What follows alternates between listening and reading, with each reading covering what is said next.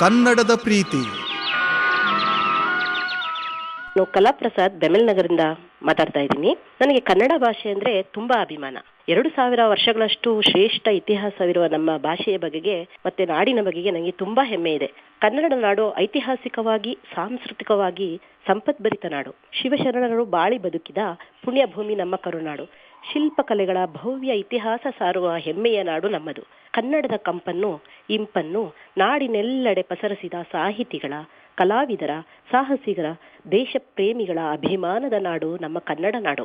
ಕನ್ನಡಕ್ಕಾಗಿ ಕೈ ಎತ್ತು ನಿನ್ನ ಕೈ ಕಲ್ಪವೃಕ್ಷವಾಗುತ್ತದೆ ಎಂಬುದಾಗಿ ಹೇಳಿದ ರಾಷ್ಟ್ರಕವಿ ಕುವೆಂಪುರವರ ಕವಿವಾಣಿಗೆ ಆಗ ಮಾತ್ರ ಅರ್ಥ ಕಟ್ಟಿಕೊಟ್ಟಂತಾಗುತ್ತದೆ. ನಮ್ಮ ಕನ್ನಡ ಭಾಷೆ ಸರಳ, ಸುಂದರ, ಸುಲಲಿತ ಭಾಷೆ. ಅದನ್ನ ಬೆಳೆಸೋಣ, ಬಳಸೋಣ.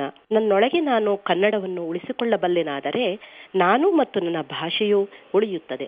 ಆ ಮೂಲಕ ಕನ್ನಡಾಂಬೆಗೆ ನಮ್ಮ ಅಳಿಲು ಸೇವೆಯನ್ನು ಸಲ್ಲಿಸೋಣ. ಕನ್ನಡವೇ ತಾಯ್ನುಡಿಯು ಕರುನಾಡು ತಾಯ್ನಾಡು, ಕನ್ನಡಿಗನು ನೀನೆಂಬ ಅಭಿಮಾನವಿರಲಿ. ಇದು ಮೈಸೂರು ಆಕಾಶವಾಣಿಯ ಕೇಳುಗರ ಮನದಾಳದ ಮಾತು.